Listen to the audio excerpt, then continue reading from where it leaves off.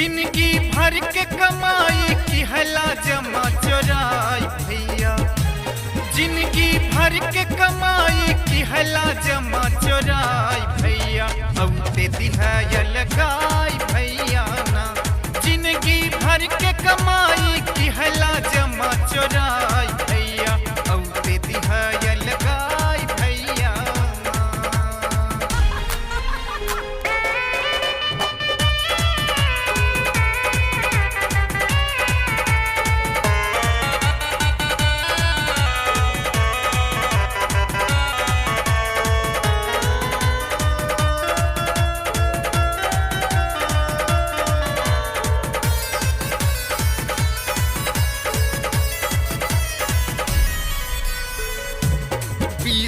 साल रहे परदेश भेजला एको ना संदेश, 20 साल रहे परदेश भेजला एको ना संदेश।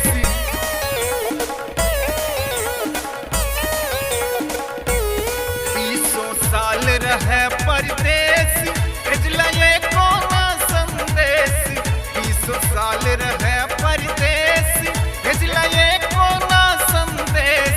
घरवा पहुँचत घर में अगिया दिह लगाई भैया, घरवा पहुँचत घर में अगिया दिह लगाई भैया, औते दिह लगाई भैया ना। घरवा पहुँचत घर में अगिया दिह लगाई भैया, औते दिह लगाई भैया ना।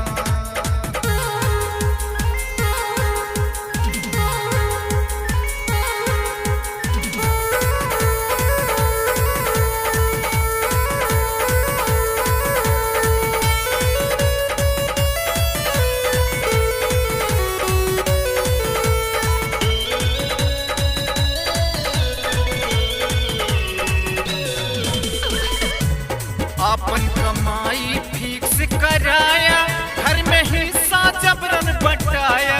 अपन कमाई फिक्स कराया, घर में हिस्सा जबरन बटाया।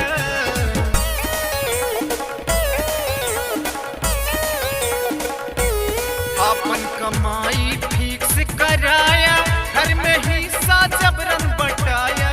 अपन कमाई फिक्स कराया, घर में हिस्सा जबरन बटाया। माई बाबू के तू पैया दिह बनाई भैया, माई बाबू के तू पैया दिह बनाई भैया, औते दिहाया लगाई भैया ना। माई बाबू के तू पैया दिह बनाई भैया, औते दिहाया लगाई भैया ना।